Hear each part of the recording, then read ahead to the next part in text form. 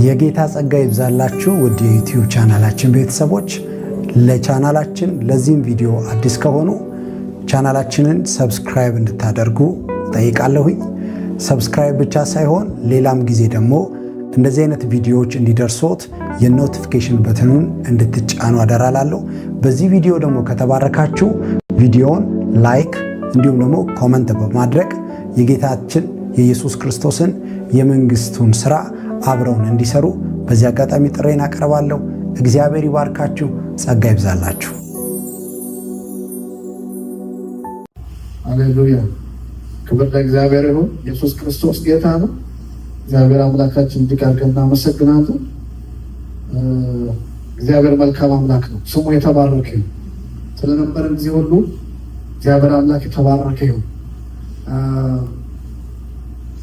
ማቴዎስ ወንጌል ምዕራፍ 5 ቁጥር 6 ብቻ እናነባለን። አውጡ ማቴዎስ ወንጌል። ባለፈው ሳምንት ብቻ ሳይሆን ሳምንታቶች፣ ዛሬ 5ኛ ሳምንታችን ነው። እግዚአብሔርን ማደሪያ መናፈቅ፣ እግዚአብሔርን መንፈስ መፈለግ፣ መንፈሱን መጠማት በሚል ሀሳቡን የምንነጋገረው ዛሬ የመጨረሻ ነው ብዬ አስባለሁ። ጨርሳለሁ ዛሬ እግዚአብሔርን መንፈስ መናፈቅ የሚል ነው። እንጸልያለን። ለአንብብና እንጸልይ። ምንድን ነው የሚለው? ጽድቅን የሚራቡና የሚጠሙ ብፁዓን ናቸው ይጠግባሉና ይላል። አሜን። ጽድቅን የሚራቡና የሚጠሙ ምንድን ናቸው? ብፁዓን ናቸው ካለ በኋላ ይጠግባሉና ይላል። እንጸልያለን። የዘላለም አምላክ እግዚአብሔር ሆይ በናዝሬቱ በጌታ በኢየሱስ ክርስቶስ ስም እጅግ አድርገን እናመሰግንሃለን። አንተ መልካም አምላክ ነህ። በነበረን ጊዜ ሁሉ አብረህ ከኛ ጋር ስለነበርክ እናመሰግንሃለን። አሁን ደግሞ ሕያው የሆነውን ቃልን ከፍተን አንብበናል። በቃል ውስጥ እንድታልፍ ለእኛም ለልባችን እንድትናገረን ለሚሰሙት ሁሉ ደግሞ በሚዲያ እግዚአብሔር ሆይ እንድትናገር በኢየሱስ ክርስቶስም እንጸልያለን። እናመሰግንሃለን። የቃል ደጆች ስለሚከፈቱ ተመስገን። እኔም መናገር እንደሚገባኝ እንድናገር ከናፍቄ ስለምዳስስ አመሰግናለሁ። ስምህ የተባረከ ይሁን በኢየሱስ ክርስቶስ ስም አሜን። እግዚአብሔር አምላካችን የተመሰገነ። ይህንን ቃል የተናገረው ጌታችን ኢየሱስ ክርስቶስ ራሱ ነው። ምን ይላል? የተራሮች ስብከት ተብሎ የሚታወቀ ነው እና ጽድቅን የሚራቡና የሚጠሙ ብፁዓን ናቸው ይላል ይልና ይጠግባሉና። እግዚአብሔር አምላክ የተመሰገነ። ኢየሱስ ክርስቶስ ጌታ ነው። ጽድቅን የሚራቡ ጽድቅን የሚጠሙ በመጀመሪያ ብፁዓን ናቸው ይላል። ከዛ ይጠግባሉና ይላል። እግዚአብሔር አምላክ የተመሰገነ። ኢየሱስ ክርስቶስ ጌታ ነው። ምናልባት ይሄ ቃል በጣም ትንሽ መብራራት አለበት ብዬ አስባለሁ። ምክንያቱም ከጽድቅ ጋር በተለይ በእኛ በአበሻው ሶሳይቲ የተለየ እንትን ስላለ እዚህ ቦታ ደግሞ ጽድቅን የሚራቡና የሚጠሙ ሲል ጽድቅን ለማግኘት የሚደረግ ነገር መስሎ ስለሚታሰብ ማለት ነው። ኢየሱስ ክርስቶስ ጌታ ነው። ለእኛ ጽድቃችን ክርስቶስ ነው። አሜን። ኢየሱስ ክርስቶስ ጌታ ነው። የእግዚአብሔር ቃል ሲናገር በሮሜ ምዕራፍ 3 ቁጥር 23 ሁሉ ኃጢአትን ሰርተዋል፣ የእግዚአብሔርን ክብር ጎድሏቸዋል፣ በክርስቶስ ኢየሱስ በሆነው ባለጸግነት ግን እንዲሁ በጸጋው ይጸድቃሉ ይላል። ሙሉ ሀሳቡን እንትን ለማለት ባነበው ደስ ይለኛል። እስቲ ሮሜ 3:23 ብዙ ጊዜ ለምስክርነት በቃላችን የምንናገረው ቃል ነው። ትንሽ እንትን ያልኩ ይመስለኛል እና እስቲ እናንብበው። ሮሜ 3:23 ሁሉ ኃጢአትን ሰርተዋልና የእግዚአብሔርን ክብር ጎድሏቸዋል፣ በኢየሱስ ክርስቶስ በሆነው ቤዛነት በኩል እንዲያው በጸጋው ይጸድቃሉ። አሜን። እግዚአብሔር አምላክ ተመስገን። ስለዚህ እኛ አማኞች ማለት መጽሐፍ ቅዱስ ብዙ ጊዜ ለአማኞች የተላከው ነው የተጻፈው። ስለዚህ አማኞች በክርስቶስ ኢየሱስ አምነው ክርስቶስ ኢየሱስ በሰራው ስራ ጽድቅን ያገኙናል፣ አግኝተናል። አሜን። እግዚአብሔር ይመስገን። ሁሉ ኃጢአትን ሰርተዋል፣ የእግዚአብሔርን ክብር ጎድሏቸዋል፣ በክርስቶስ ኢየሱስ በሰራው ስራ በሱ የሚያምኑ እንዲያው በጸጋው ይጸድቃሉ ነው የሚለው። እግዚአብሔር ይመስገን። ስለዚህ ክርስቶስ ኢየሱስ ስለኛ ስለሞተ እሱን በማመናችን ጻድቅ ነን። አሜን። እግዚአብሔር ይመስገን። ስለዚህ እኛ ምንድነን? ጻድቆች ነን እና ጽድቅን የሚራቡ ማለት ምን ማለት ነው የሚለውን ነገር ደግሞ ለማየት እንሞክራለን። ጽድቅ ማለት በራሱ ንጹህ፣ ትክክል ያለ ነቀፋ ያለ ነውር በእግዚአብሔር ፊት መቆም ማለት ነው። ጽድቅ ንጹህ ነቀፋ የሌለበት ነውር የሌለበት በእግዚአብሔር ፊት መቆም የሚችል መቆም ለመቻል ድፍረት ያለው ማለት ነው ጽድቅ። እግዚአብሔር ይመስገን። ስለዚህ እኛን ሲያይ እግዚአብሔር ልጁን ነው የሚያየው። እግዚአብሔር አምላክ ተመሰገነ።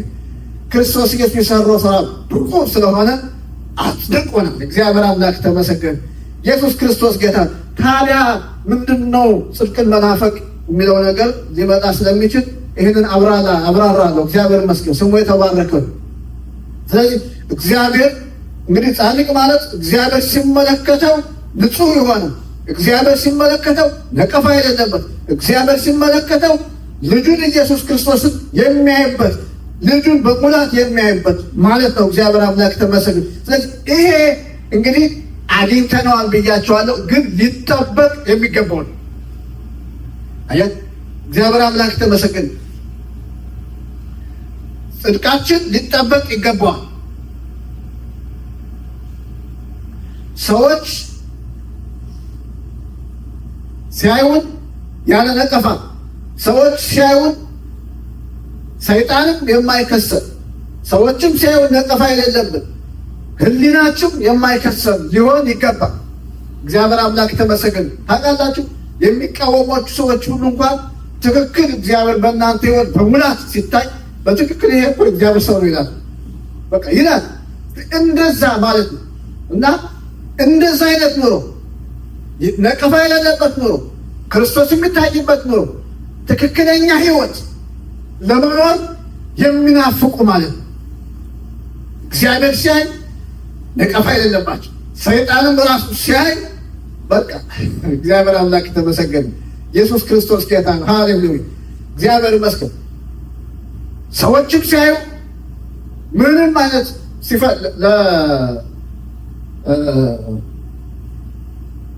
ለኢዮብ እኮ ቢፈትሹ ምን አጥረህለታል? ቢፈትሹ ምን ቢሉ ምንም አጥተውበት በቃ አጥረህለታል። ምንም ልናገኘው አልቻልንም ነው። እግዚአብሔር አምላክ ተመሰገነ። ኢየሱስ ክርስቶስ ጌታ ነው። ሃሌሉያ አያችሁ ኢዮብ እኮ የሆነ ኃጢአት ቢሰራ እኮ በር ከፈተ ማለት ነው፣ ያገኛል። ኢዮብ ያለ ነቀፋ ነበር፣ በእግዚአብሔር ፊት ጻድቅ ነበር ይላል። በቃ ሁል ጊዜ ልጆቼ ምናልባት እግዚአብሔርን ሰድበው ይሆን ምናልባት እግዚአብሔርን አሳዝነው ይሆን ብሎ መስዋዕት ይሰዋል ስለ ልጆቹ። ስለዚህ ያለ ነቀፋ ነበር። አጥረህለት ይላል። እግዚአብሔር በምሕረቱ ጠብቆታል። እሱ ደግሞ ያለ ነቀፋ ይኖራል። እግዚአብሔር አምላክ ተመሰገነ። ኢየሱስ ክርስቶስ ጌታ ነው። ስለዚህ ያለ ነቀፋ የሆነ ኑሮ ለመኖር ኢየሱስ ክርስቶስ በሙላት የሚታይበት አይነት ሕይወት ለመኖር እግዚአብሔር ሲያይ ፈገግ የሚልበት አይነት ሕይወት ለመኖር የሚናፍቁ ብፁዓን ናቸው። ሃሌሉያ እግዚአብሔር አምላክ ተመሰገነ። ኢየሱስ ክርስቶስ ጌታ ነው። ሃሌሉያ እግዚአብሔር አምላክ ተመሰገነ። ይሄ ነው። ስለዚህ የማቴዎስ ምዕራፍ 5 ቁጥር 6 ትርጉም እኛ ለመጽደቅ ላይታች እንደሚዋጥጡት አይነት በስራቸው ለመጽደቅ በቃ ታያላቸው አይደለም። ብዙ የማይወጣ ተራራ የለም፣ የማይሸከሙት ድንጋይ የለም። እንደዚያ ለማለት አይደለም። ጽድቅ ለማግኘት የሚደረገውን ነገር እንደዛ ለማለት አይደለም። ጽድቅን የሚራቡና የሚጠሙ ሲል ወረድ ጽድቅን አግኝተናል፣ ግን ነቀፋ የሌለበት ኑሮ እግዚአብሔር ይመስገን እግዚአብሔር የሚከብርበት ሕይወት በቃ እግዚአብሔር በሙላት የሚታይበት ሕይወት እንደዛ ለመኖር የሚናፍቁ ብፁዓን ናቸው። እግዚአብሔር አምላክ ተመሰገነ። ኢየሱስ ክርስቶስ ጌታ ነው። ሃሌሉያ። ስለዚህ ይሄ ነው። ስለዚህ እንዲህ አይነት ኑሮ ለመኖር አንድ ሁለት ሶስት ነጥቦችን ልሰጥ እፈልጋለሁ። እግዚአብሔር አምላክ ተመሰገነ። ኢየሱስ ክርስቶስ በእኛ ሕይወት በሙላት እንዲታይ መንፈሱን በትክክል እንድንናፍቅ እንድንጠማ እግዚአብሔር አምላክ ተመሰገነ። የሚያስፈልጉ ነገሮች ምንድን ናቸው ካላችሁ የመጀመሪያው በቃሉና በጸሎቱ ነው። በእግዚአብሔር ፊት መውደቅ። እግዚአብሔር ይመስገን። ቃሉን ይዞ በጸሎት ከቃሉ ጋር ጸሎት፣ ቃሉና ጸሎት አይለያዩ። ቃሉን ይዞ በጸሎት በእግዚአብሔር ፊት መሆን እግዚአብሔር ፊት ሲፈለግ በቃሉና በጸሎት። ጸሎት ያለ ቃል፣ ቃል ያለ ጸሎት አይሆንም። እንጀራ ያለ ወጥ፣ ወጥ ያለ እንጀራ አይሆንም አይደል? ልክ እንደዛ ነው። ስለዚህ ቃሉ ይዞ ያለ ጸሎት ቃሉ ብቻ አይሆንም፣ ጸሎት ብቻ ደግሞ አይሆንም። ስለዚህ ቃሉ ከጸሎት ጋር እግዚአብሔር አምላክ የተመሰገነ ኢየሱስ ክርስቶስ ጌታ ነው። የእግዚአብሔር ቃል በዕብራውያን መልእክት ላይ ሲናገር ዕብራውያን እስቲ ምዕራፍ 4 እናወጣና እናያለን። ዕብራውያን ምዕራፍ 4 ቁጥር 12 ላይ ምንድን ነው የሚለው?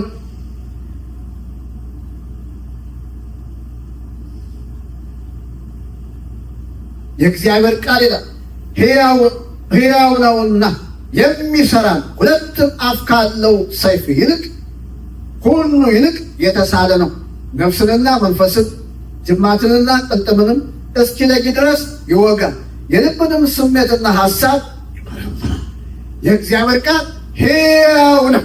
አሜን። እግዚአብሔር ይመስገን። የእግዚአብሔር ቃል ሕያው ነው በማለት ነው የሚጀምረው የዕብራውያን ጸሐፊ። ሕያው ነው፣ የሚሰራ ሁለት አፍ ካለው ሰይፍ ይልቅ የተሳለ። እግዚአብሔር አምላክ የተመሰገነ። የተሳለ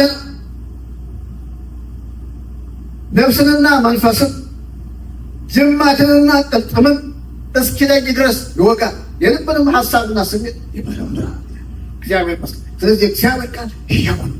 ጅማት በጅማትና በቅልጥም መካከል እኮ ያለውን ስታዩ፣ በነፍስና በመንፈስ መካከል ያለውን ስታዩ እኮ መለየት የሚያስቸግር ነገር ነው። ነገር ግን የእግዚአብሔር ቃል ያንን ለይቶ ይወጋል ይላል፣ ለይቶ ይሰራል። ስለዚህ የእግዚአብሔር ቃል የሚሰራ ነው። ሃሌሉያ! የእግዚአብሔር ስም የተባረከ። ኢየሱስ ክርስቶስ ጌታ ነው። አንድ ቃል ደግሞ ደግሜ ላሳያችሁ። ኢሳይያስ ምዕራፍ 55 ቁጥር ደግሞ 9 እና 10 ላይ እናያለን። ኢሳይያስ 55 የእግዚአብሔር ቃል በዛ ቦታም ምን ያህል ኃይል እንዳለው የሚያሳይ ነው። ቁጥር 10 እና 11 ምን ይላል? ምዕራፍ 55 ዝናብና በረዶ ይላል ከሰማይ እንደሚወርድ ምድርንም እንደሚያረካት ታበቅልና ታፈራም ዘንድ እንደሚያረካት እንደሚያደርጋት ዘርንም ለሚዘራ እንጀራንም ለሚበላ እንደሚሰጥ እንጂ ወደ ሰማይ እንደማይመለስ ከአፌ የሚወጣው ቃል እንዲሁ ይሆናል። የምሻውን ያደርጋል፣ የላኩትን ይፈጽማል እንጂ በከንቱ ወደ እኔ አይመለስም። ይሄ ከሰማይ የሚመጣው ዝናብ፣ ይሄ ከሰማይ የሚመጣው በረዶ መሬትን አርሶ አልክቶ ታበቅልና ታፈራ ዘንድ ያደርጋል። ዝም ብሎ ዘንቦ በአየር ላይ አይመለስም መሬት ሳያርስ። እንደዚያው ደግሞ ይላል እግዚአብሔር ካፉ የሚወጣው ቃል እንደዛ ነው። አያችሁ፣ የእግዚአብሔር ቃል እንደዛ ነው። ቃሉን ይዘን ስንጸልይ እንደዛ ነው የሚሰራው። የእግዚአብሔር ቃል የሚሰራ ነው። እንዴት እንደሚሰራ እያየን ነው። ከእግዚአብሔር አፍ የወጣ ቃል ነውና ዝም ብሎ ባዶ ቃል አይደለም፣ የሰው ቃል አይደለም፣ የእግዚአብሔር ቃል ነው። ስለዚህ የእግዚአብሔር ቃል የሚሰራ ነው። ይህንን የሚሰራ ቃል ይዘን በጸሎት በእግዚአብሔር ፊት በተዋረደ መንፈስ ሆነን ስንጸልይ ጸሎታችን ደግሞ እግዚአብሔር ቃል ሲናገር በያዕቆብ ምዕራፍ 5 ላይ ይናገራል። ምንድን ነው የሚለው? ያዕቆብ ምዕራፍ 5 ኤልያስም እንደኛ የሆነ ሰው ነበረ ይላል። ጸለየ፣ ሰማያት ተዘጉ። መጀመሪያም ሰማያትን ዘግቶ ሄደ። እንደገና ጸለየ፣ ሰማያት ተከፈቱ፣ ዝናብ ወረደ፣ ምድሪቷን ፍሬዋን ሰጠች ይላል። አይገርማችሁ? እግዚአብሔር አምላክ የተመሰገነ። መጀመሪያ ጸለየ፣ ሰማይን ዘግቶ ሄደ። ከአካብ ጋር ሲነጋገር ነው ያን። እንደገና ጸለየ፣ ሰማያት ተከፈቱ፣ ዝናብ ወረደ። ምድር ልንፈልግ ያስፈልጋል። ፊቱን ማደሪያውን ልንፈልግ ያስፈልጋል። ጌታ ደግሞ ድንገት ይመጣና ነገራችን ይለውጣል። ሕይወታችን አይተነው ወደማናውቀው አይነት ክብር ያስገባናል። እግዚአብሔር አምላክ የተመሰገነ። ስለዚህ ለእናንተ የምትወው ነገር ቢኖር መናፈቃችን ይጨምር፣ መጠማታችን ይጨምር፣ መፈለጋችን ይጨምር። እግዚአብሔር አምላክ የተመሰገነ። ኢየሱስ ክርስቶስ ጌታ ነው። ጌታ ምን አለ? በመንፈስ ድሃ የሆኑት ብፁዓን ናቸው። እዚሁ ማቴዎስ ምዕራፍ 5 ላይ ስንተኛው ቁጥር ላይ እንደሆነ አላውቅም፣ ግን በመንፈስ ድሃ የሆኑትን ደግሞ ይናገራል። በጣም ይገርም ነው። እና ቁጥር 3 በመንፈስ ድሆች የሆኑ ብፁዓን ናቸው መንግሥተ ሰማያት የእነርሱ ናትና። ድሃ ሁልጊዜ ለማኝ ነው። ድሃ ሁልጊዜ መለመን ነው ስራው፣ በቃኝ አይል። ስለዚህ ሁልጊዜ የሚለምኑ ሁልጊዜ የማይረኩ አያችሁ። የሎዶቅያ ቤተክርስቲያን ጌታ የወቀሰበት አንደኛው ምንድን ነው? ሀብታም ነኝ ሁሉ አለኝ ትላል፣ ግን የለም የተራቆትክም ይላል። የለኝም ብለህ አትለምንም። ይህ ምንም የለም አለኝ ይበቃኛል የሚል ነገር በሰማይ አይፈቀድም። እግዚአብሔር አምላክ ተመሰገነ። በመንፈስ ድሃ የሆኑ ብፁዓን ናቸው መንግሥተ ሰማያት የእነሱ ናት። አይ ሁል ጊዜ በድህነት በቃ ማለት አሁን መንፈሱን በእኛ ላይ ቢያፈስ ረክተን አናበቅ፣ መለመን አለብን። እግዚአብሔር አምላክ ተመሰገነ። ስለዚህ ፍለጋው እስከ መቼ ነው? ሁል ጊዜ። መጠማቱ እስከ መቼ ነው? ሁል ጊዜ። መራቡ እስከ መቼ ነው? ሁል ጊዜ። ያ ጤናማ መንፈስ ነው። አያችሁ፣ በቃኝ ካልን ነው ጤናማ አይሆንም። ስለዚህ ሁል ጊዜ ፊቱን ልንፈልግ፣ ሁል ጊዜ ልንራብ፣ ሁል ጊዜ መንፈሱን ልንፈልግ ያስፈልጋል። ያን ጊዜ ደግሞ ጌታ እየመጣ በላያችን ሁል ጊዜ ያፈስልናል። እግዚአብሔር ይመስገን። በዚያ በተቀበልነው መንፈስ ደግሞ እኛ እየወጣን ስራ እንሰራለን። የእግዚአብሔር መንፈስ በቃ አላማው ያለ የእሱን መንግስት ስራ እንድንሰራ፣ የእግዚአብሔር መንግስት ስራ እንድንሰራ እኛን እያስታጠቀ መላክ ነው። እግዚአብሔር እንደ ሳምሶን ቀበሮች፣ ሳምሶን ሁለት አርብ ላካለ። ስለዚህ በእሳት ነው ችቦ ይዞ ለኩሶ ነው የላካቸው። ስለዚህ እግዚአብሔር መንፈስ ይመጣና እኛን በእሳቱ እየለኮሰ ይልከናል። እግዚአብሔር አምላክ ተመሰገን። እኛ ደግሞ እየሄድን እንሰራለን። ስሙ የተባረከው። ስለዚህ መጸለያችን እንቀጥላለን፣ መፈለጋችን እንቀጥላለን፣ መራባችን እንቀጥላለን። እግዚአብሔር ደግሞ እግዚአብሔር ይመስገን እንደ ተስፋ ቃሉ በእኛ ላይ ሊያደርግ ያለውን ያደርጋል። እግዚአብሔር ይመስገን። ስሙ ይባረክ። እንጸለያለን። የዘላለም አምላክ እግዚአብሔር ሆይ በናዝሬቱ በጌታ በኢየሱስ ክርስቶስ ስም እጅግ አድርገን እናመሰግንሃለን። አንተ መልካም አምላክ ነህ። ዛሬም ተርበናል፣ ዛሬም ተጠምተናል። መንፈስን በኃይል ትልካለህ። እግዚአብሔር አባቴ በኢየሱስ ክርስቶስ ስም ማንም የተጠማ ቢኖር ወደ እኔ ይምጣና ይጠጣ እንዳል መጥተናል። እግዚአብሔር ሆይ መንፈስን በእኛ ላይ ላክ።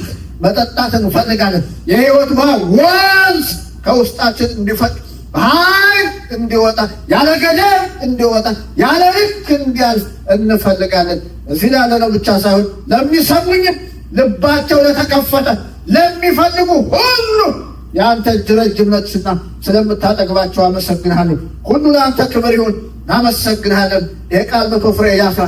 ለቃሚ አጋንንታዊ ወፍ በኢየሱስ ስም የታሰሩ ሁሉ አመሰግንሃለሁ።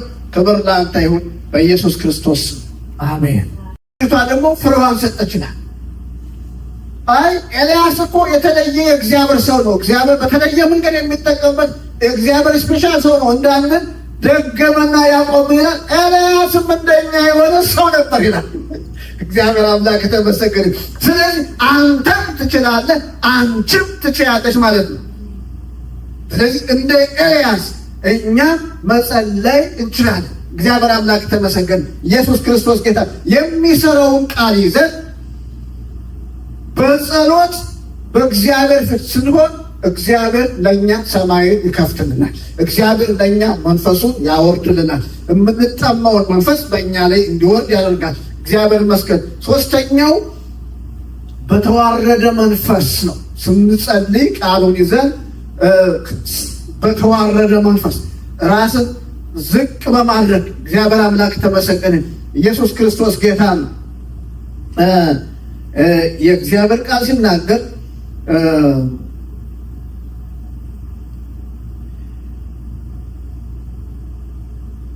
የእግዚአብሔር ቃል ሲናገር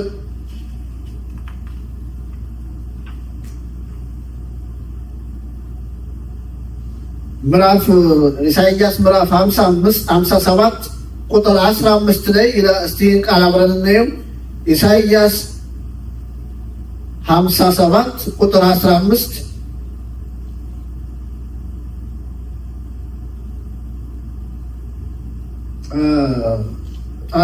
ደስ የሚል ቃል አለ።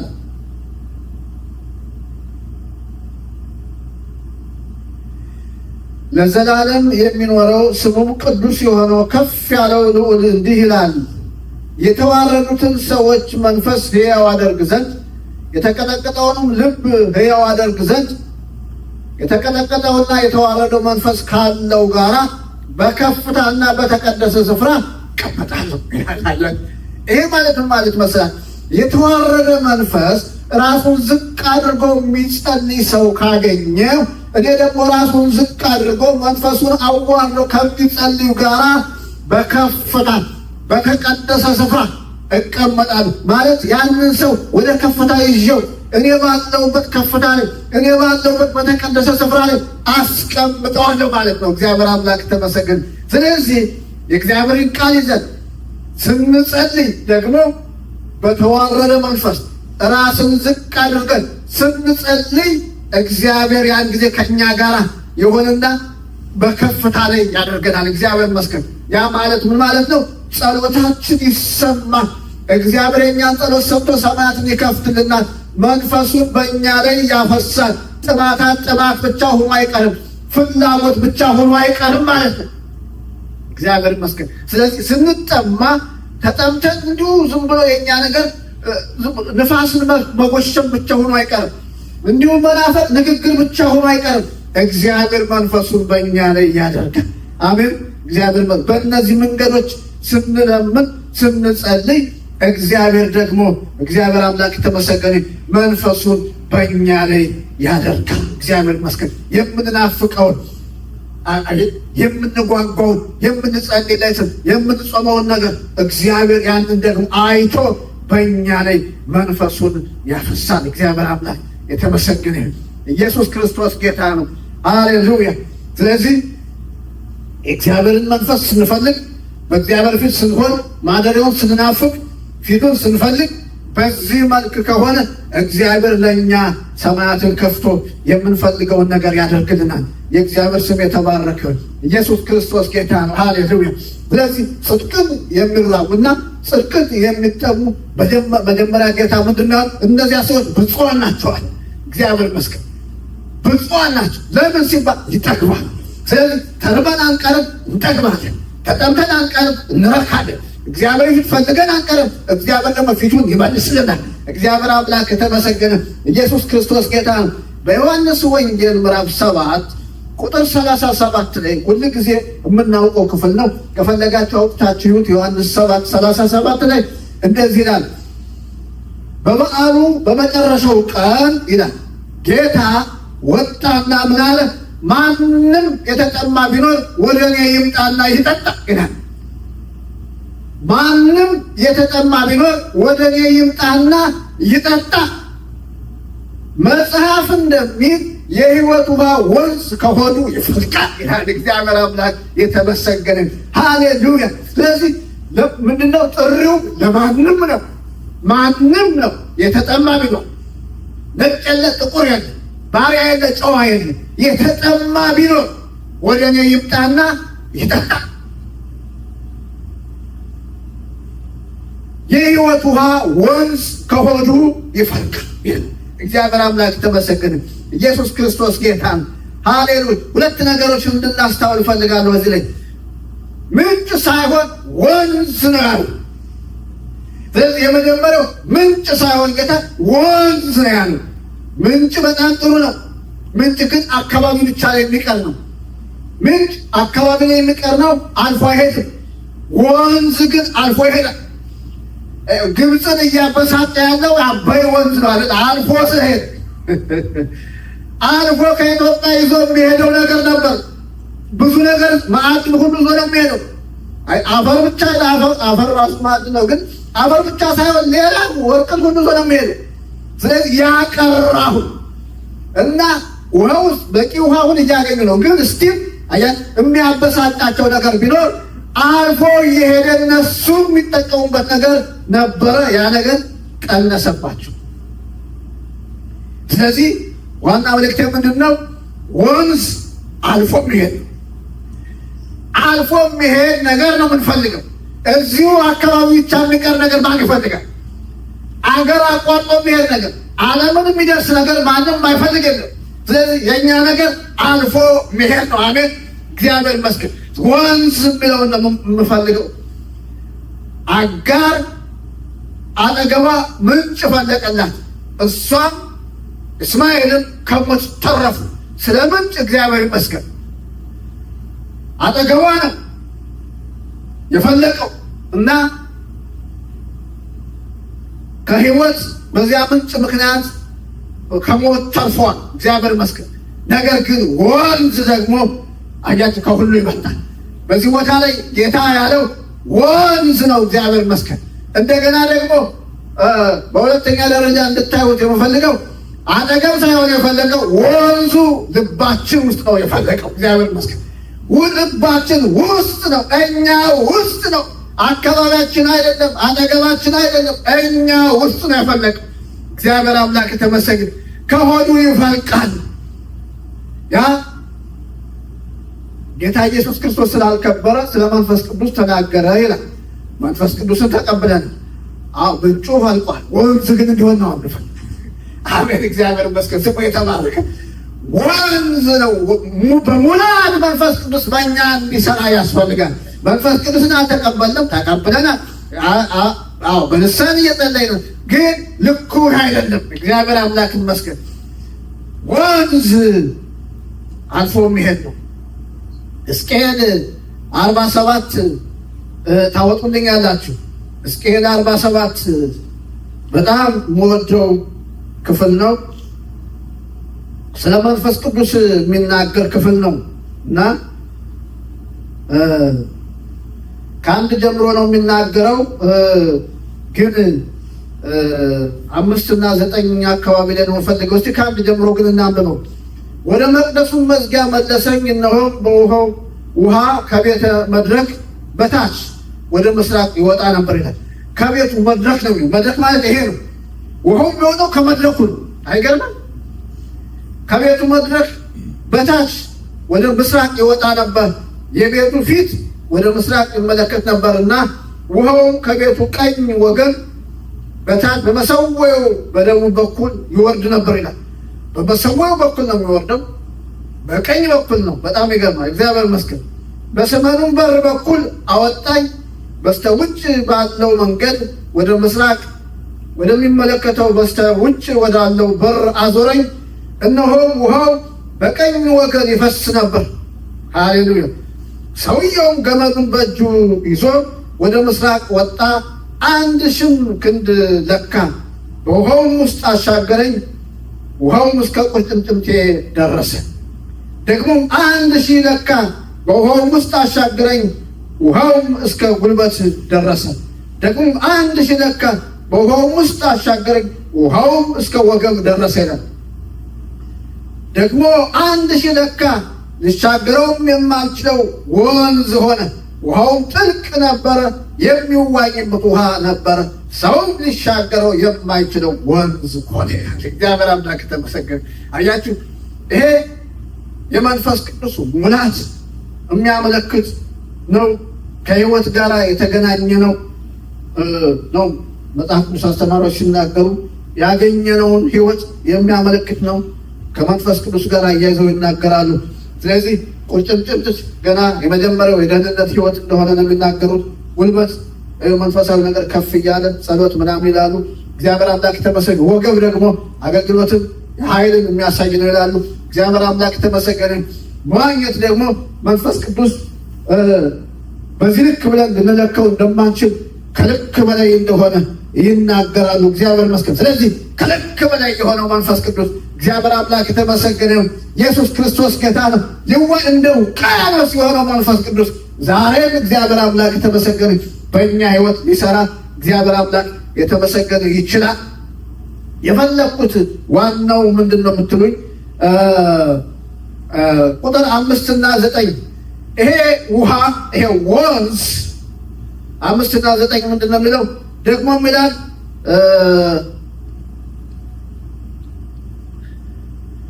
ከ5 እስከ 9 ያለውን አነባለሁ። ደግሞ 1000 ለካ ሊሻገረው የማይችል ውሃውም ጥልቅ ነበረ፣ የሚዋኝበት ውሃ ነበረ፣ ሰው ሊሻገረው የማይችል ወንዝ ነበረ ይልና እርሱም የሰው ልጅ ሆይ አይተሃልን አለኝ። አመጣኝም፣ ወደ ወንዙም ዳር መለሰኝ። በተመለስኩም ጊዜ እነሆ ወንዙ ዳር በዚህና በዚያ እጅግ ብዙ ዛፎች ነበሩ። እርሱም እንዲህ አለኝ፣ ይህ ውሃ ወደ ምስራቅ ምድር ይወጣል፣ ወደ አርባውም ይወርዳል፣ ወደ ባህሩም ይገባል። ባህሩም ወደ ረከሰው ውሃ በገባ ጊዜ ውሃው ይፈውሳል። ይሄ ውሃ የሚፈውስ ውሃ ነው። ይሄው ነፍስ ያለው ሁሉ ተንቀሳቃሽ ሁሉ ወንዙ በወጣበት ስፍራ ሁሉ በሕይወት ይኖራል። ይህ ውሃ በዚያ ስለደረሰ አሳዎች እጅግ ይበዛሉ፣ የባህሩም ውሃ ይፈወሳል። ወንዙም በሚመጣበት ያለው ሁሉ በሕይወት ይኖራል። አያት ይሄ ውሃ ይሄ ወንዝ በሄደበት ሁሉ ቋሪው ሁሉ ይፈወሳል። በገባበት ሁሉ ይፈውሳል። በገባበት ሁሉ የሚኖሩ አሳዎች ሁሉ በሕይወት ይኖራሉ። ስለዚህ ወንዙ ሕይወት ያለው ወንዝ ነው። አይገርማችሁ? ይሄ ወንዝ ሕይወት ያለው ወንዝ ነው። እግዚአብሔር አምላክ የተመሰገነ። ኢየሱስ ክርስቶስ ጌታ ሕይወትን የሚሰጥ መንፈስ ይላል ሌላ ቦታ። ይሄ በእኛ ውስጥ ያለው መንፈስ ሕይወትን የሚሰጥ መንፈስ ነው። አሜን። ሕይወትን እየሰጠ የሚያልፍ ወንዝ ነው። በእኛ ውስጥ የተቀመጠው ወንዝ ሕይወትን እየሰጠ የሚያልፍ እግዚአብሔር ይመስገን። ሰዎቹን እያዳነ፣ ሰዎቹን እየፈወሰ፣ ካሉበት እያወጣ፣ ነፃነትን እያወጀ ያው በትልልቅ ጸጋ የሚያገለግሉ ሰዎች እንዴት እንደሚያስቀኑ በቃ ምንም በዚህ ምድር ሌላ ነገር ያስቀናኝ። ሰዎቹን ካሉበት ነገር የሚያወጣ አይታችሁ ከሆነ በየትኛውም በሽታ ይሆኑ ፈውስ ያገኛል። ከየትኛው ማለት ውስብስብ ውስጥ የሆኑ ነፃ ወጥተው ሲሄዱ ታያላችሁ። ከዚህ የሚወጥ ነገር ምን አለ? ሕይወትን የሚሰጥ መንፈስ ማለት ይሄ ነው። እግዚአብሔር አምላክ ተመሰግኑ። ለሁሉ ነገር መፍትሄ ነው። ለየትኛውም አይነት ችግር ይሄ መንፈስ የእግዚአብሔር መንፈስ መፍትሄ ነው። እግዚአብሔር አምላክ ተመሰገነ። ሃሌሉያ።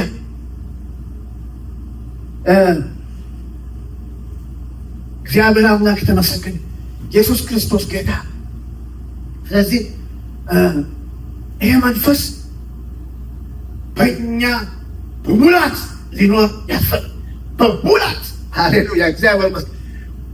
ሕይወታችን በሙላት ሊቆጣጠረው ያስፈልጋል። አሜን። በዚህ መንፈስ ስከሩ ይልና በወይን ጠጅ አይሁን እንጂ በመንፈስ ስከሩ ይላል። ተንገርገሩ ግን በሚያሰክር መጠጥ አይሁን ይላል። እግዚአብሔር አምላክ ተመሰገነ። ኢየሱስ ክርስቶስ ጌታ። ሃሌሉያ። ሰካራም የሚሰክረው መጠጥ ቤት የሚሄደው ለምንድን ነው? ሰው መጠጥ ቤት የሚሄደው እኮ ብዬ የማስበው እኔ ችግሩን ለመርሳት ያለበትን ለመርሳት ምናልባት ገርል ፍሬንዱ ችት ያረገችው ያንን ለመርሳት ይሄ ነው። ችት ያረጋትም ደግሞ ልትረሳ ያንን በሱ ላይ ያለ ነገር ልትረሳ ትሄዳለች። በመስሪያ ቤት ካለቃው ጋር የተጣላ ወይ አብሮት ከሚሰራ ጋር የተጣላ ያንን ሊረሳ ይሄድ። በቃ በተለያየ አይነት አብሮ የተወጠረ ያንን ያለበትን ነገር ሊረሳ ይሄድ። ደግሞ ለጊዜው ይረሳል። ከዛ ሄዶ ሲሰከር ትዝ አይለው ግን ቆይቶ ገንዘቡን ጨርሶ ጊዜውንም ጨርሶ ካለበት ነገር ሲነቃ ግን ሌላ የባሰ ራስ ምታት ተጨምሮ ነው የሚመጣ። እግዚአብሔር አምላክ ተመሰገነ። ነገር ግን ዛሬ ወደ እኛ ስናመጣው እግዚአብሔር ይመስገን ይሄ መንፈስ ዛሬ በሕይወታችን በሙላት ሲሰራ ካለንበት ከየትኛውም አይነት ጉስቁልና ያወጣል። እግዚአብሔር አምላክ ተመሰገነ። የትኛውንም ችግር ያስረሳል። ሐዘናችን ወደ ደስታ ይለውጣል። እግዚአብሔር ይመስገን።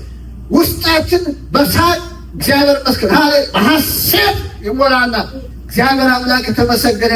ኢየሱስ ክርስቶስ ጌታ ነው። ሃሌሉያ። እግዚአብሔር ይመስገን። ለአጭር ጊዜ እነዚያ ሰዎች ሰዎች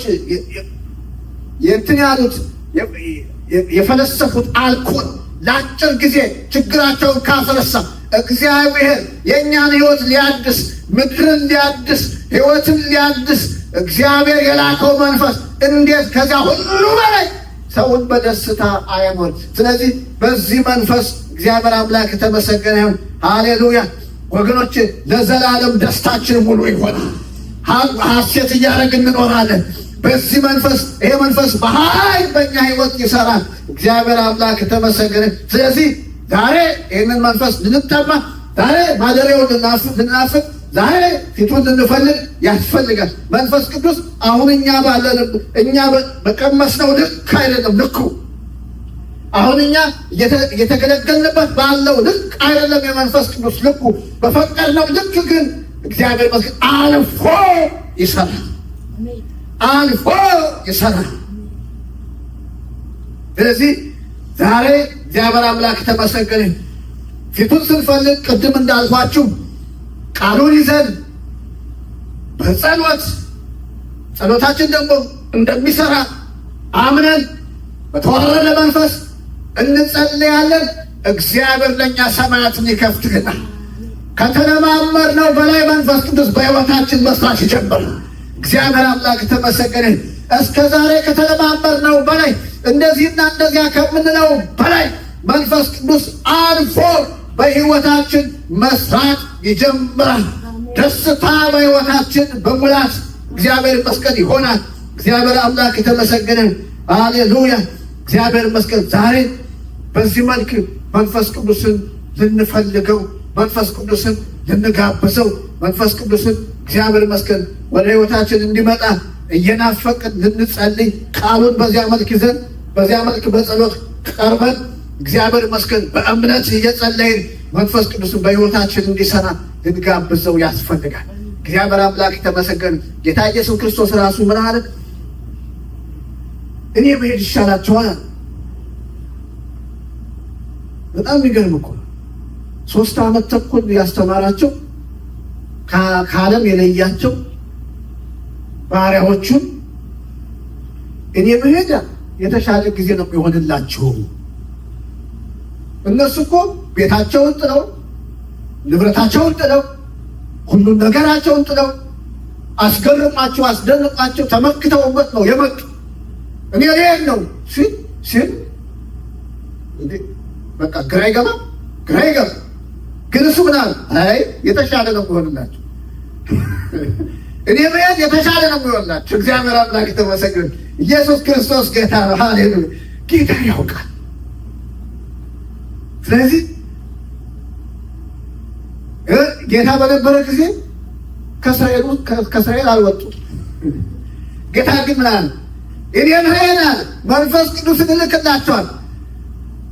መንፈስ ቅዱስ በመጣ ጊዜ ኃይል ትቀበላላችሁ። በኢየሩሳሌም፣ በይሁዳ፣ በሰማርያ እስከ ምድር ዳርቻ ድረስ ምስክሮቼ ትሆናላችሁ። ሃሌሉያ እስከ ምድር ዳርቻ ምስክር መሆን የሚችሉት መንፈስ ቅዱስ ይመጣል። ጌታ አንድ ጊዜ በስጋ ተገድቦ ስለሚመላለስ ከእስራኤል አልወጣም። ግን መንፈስ ቅዱስ ሲመጣ ከእስራኤል ለዓለም ሁሉ ነው። የእናንተ ጥሪ ለዓለም ሁሉ ነው። እግዚአብሔር አምላክ ተመሰገነ። ኢየሱስ ክርስቶስ ጌታ። መንፈስ ቅዱስ ያ ብቻ አይደለም ስራው፣ ሰዎቹን በዓለም ዙሪያ መላክ፣ ለዓለም እንዲተርፉ ማድረግ ብቻ አይደለም ሰው ቤተ ክርስቲያንን አስታጥቆ ኩሎ ወሽሮ መጨረሻ ለክርስቶስ ኢየሱስ ቀን ማብቃት። ስለዚህ መንፈሱና ሙሽራዋ ና ይላል። የተጠማ ና ይበል ነው የሚለው። እግዚአብሔር ይመስገን። የተጠማ ና ይበል። ያን ጊዜ ጌታ ይመጣና ሙሽራዋን ይዞ ይሄዳል። እንደዛ የሚያደርገው መንፈስ ቅዱስ ነው። ስለዚህ መንፈስ ቅዱስን በኃይል ሁል ጊዜ በመጠማት በመራብ